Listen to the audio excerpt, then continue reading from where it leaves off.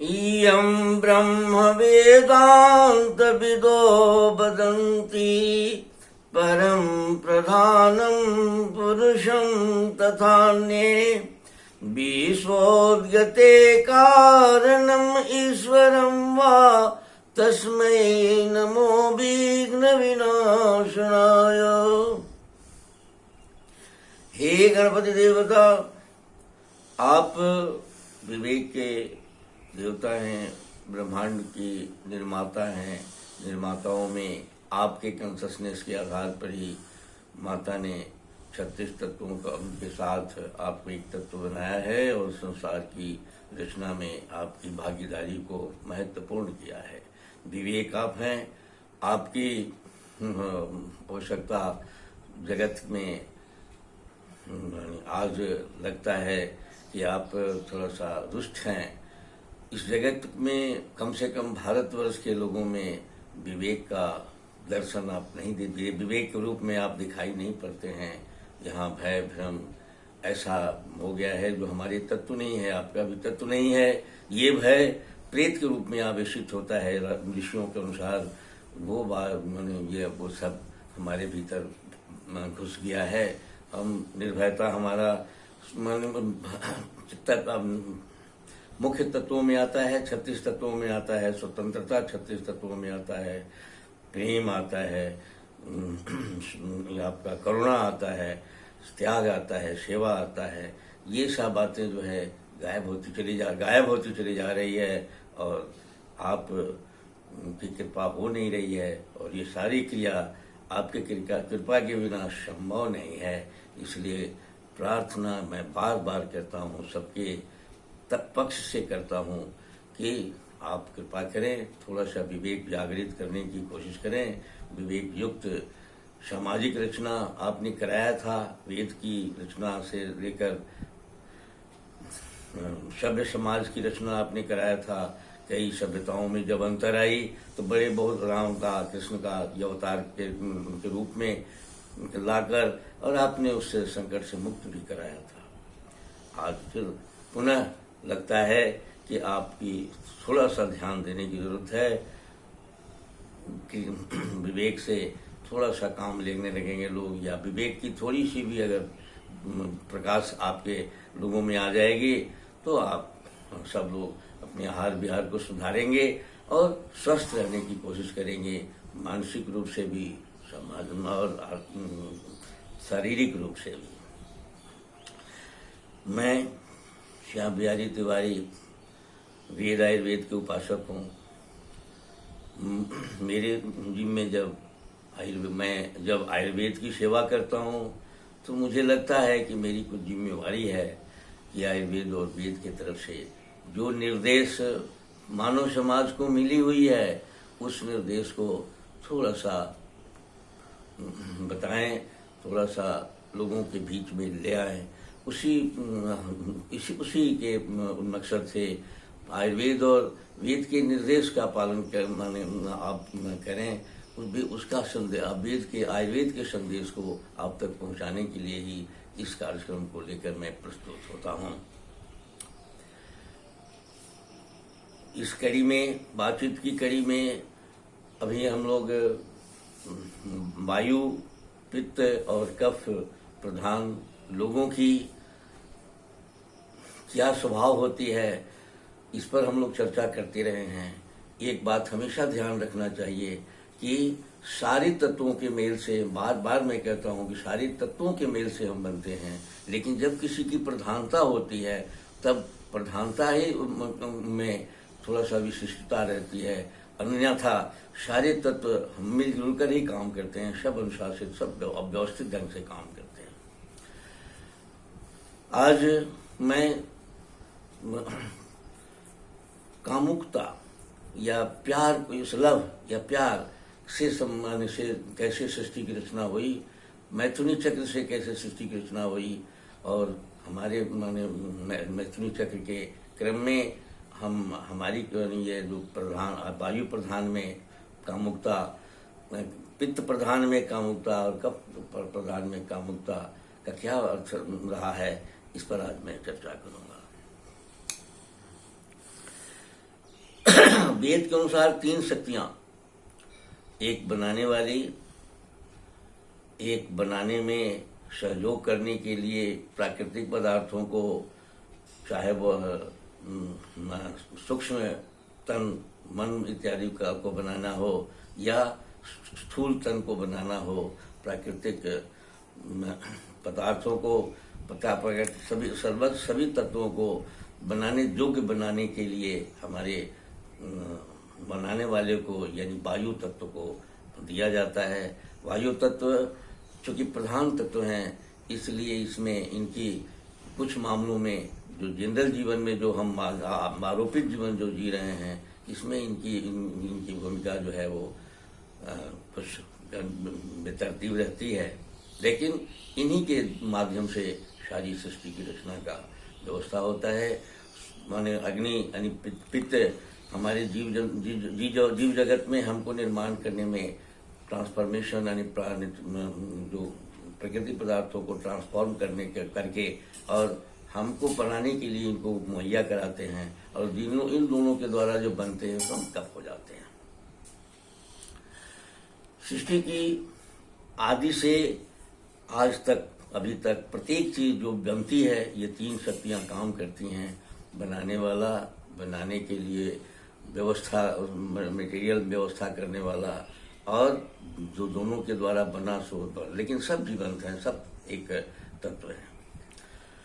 आज इस तत्व को जब सृष्टि की आदि में माता की इच्छा हुई कि विश्व के रूप में मैं परिवर्तित हो जाऊं, तो अणु के रूप में परिवर्तित हुई या पहले से परिवर्तित हुई।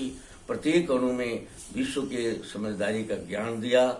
अणुओं के आपस के मेल से, मैथुनी चक्र से, प्यार से, लव आधार पर एकत्व स्थापित करके, और तब माने शक्ति ऊर्जा का जो विकास की ऊर्जा से माने शब्दों का प्रकार विकास हुआ। शब्द से आकाश हुए, आकाश से वायु, और वायु से जल, वायु से अग्नि, और अग्नि से जल, जल से पृथ्वी।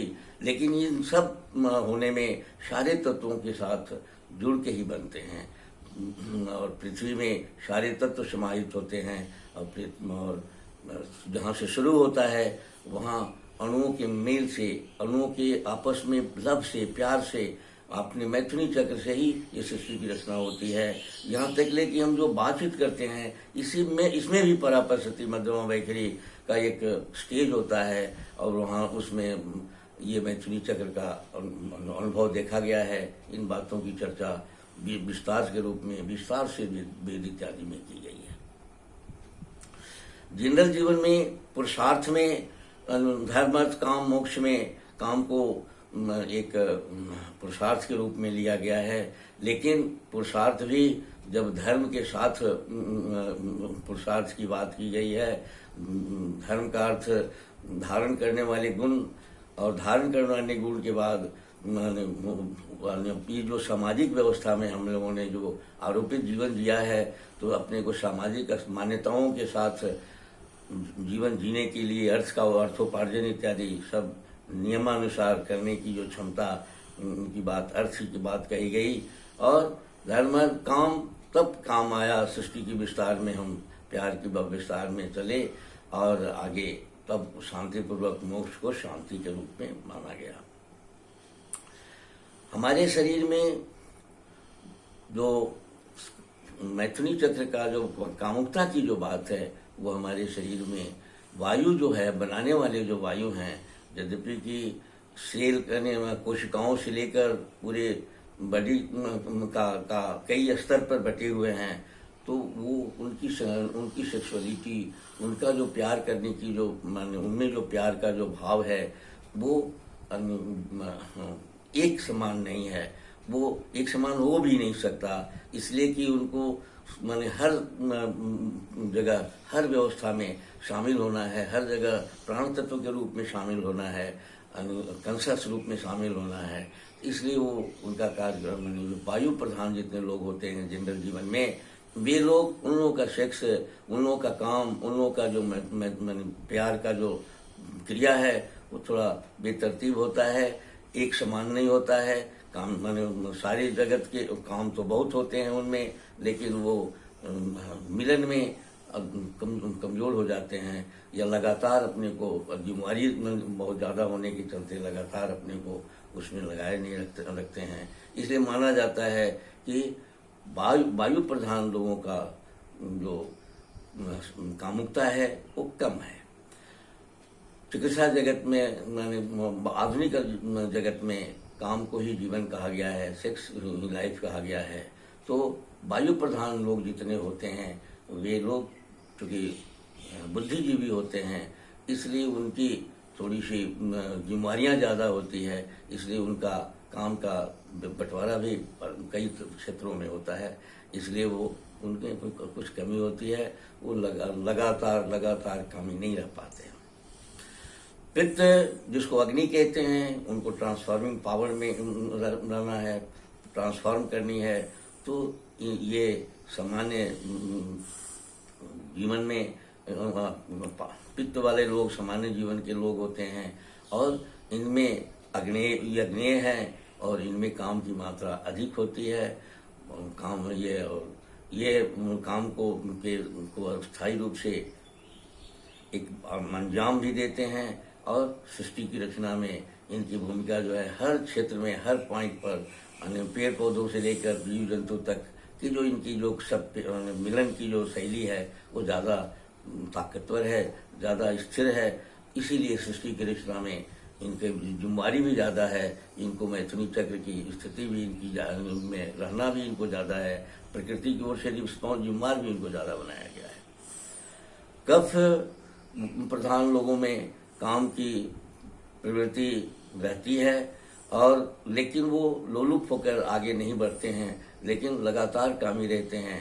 स्थिर काम में स्थिर कामुकता रहती है उनमें निर्माण, उनका शरीर थोड़ा सा बड़ा होता है, और बड़े बेडौल भी बन जाते हैं। आज के समय में तो बहुत सारा शरीर का विकास ऐसा हो जाता है, इससे काम की स्थिति भी उनकी कमजोर हो जाती है, लेकिन फिर भी वो सामान्य कामी होते हैं। आज का कार्यक्रम ये जो सृष्टि की रचना में काम का बहुत बड़ा महत्व है, और ये बिना आपस के ये आयुर्वेद भी कहता है, वेद भी कहता है कि लव जो है माने एक है जिसको कि मॉडर्न साइंस कोहेशन कहता है, एक शक्ति है जो सृष्टि की रचना में आगे बढ़ती है, और जब वो प्राण शक्ति के रूप में व्यक्त होती है, जब संगठित होती है तो कोहेशन में जाती है, यानी अग्नि इत्यादि के मिलन में जाती है, और उनसे जो सृष्टि की रचना करती है तो एक प्रेम की शैली से ही रचना करती है, और जो बनती है सब प्रेममय है। इसलिए आधुनिक समय का जो क्रिश्चियनिटी है, लव को ही गॉड कहा है। इस तरह से हम इसको समझें, और ये बहुत ही पूजनीय है। ये सारी बात है। आज के कार्यक्रम को इसी जगह विराम देते हैं, और अगली कड़ी में फिर आपको सहनशीलता बताएंगे। धन्यवाद।